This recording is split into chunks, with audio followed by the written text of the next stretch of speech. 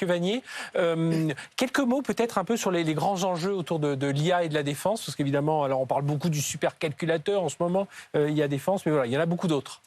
Ouais, totalement. Alors peut-être déjà se dire ce qu'on entend par la défense. On parle de la défense là comme une grande boîte, mais on parle bien des armées dans la défense et aussi de toute l'industrie de défense qui y a derrière. Et effectivement, c'est un écosystème qui fait face à pas mal de tendances. On le voit, hein, la diversification et la multiplication des types de menaces. On le voit actuellement, par exemple, en Ukraine, qui des fois prend des allures de laboratoire de guerre 2.0. On voit aussi qu'il y a une forte accélération du tempo, que ce soit le déclenchement d'événements géopolitiques déclencheurs de ce genre de conflit, le tempo du rythme de travail des armées aussi et des opérations.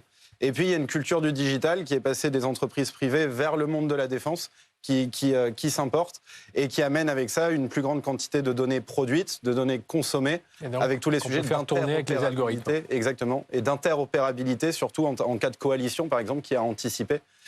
Donc voilà, tous ces facteurs tirent beaucoup de nouveaux usages que la défense doit s'approprier. Et c'est d'ailleurs pourquoi il y a l'AMIAD qui a été créé, donc l'agence ministérielle, qui permet de coordonner ces différents usages possibles de l'IA dans la défense. Oui, parce que ça va du solde augmenté au drone. On va en parler avec vous, David. Et puis, il y a évidemment tous les aspects aussi de cybersécurité.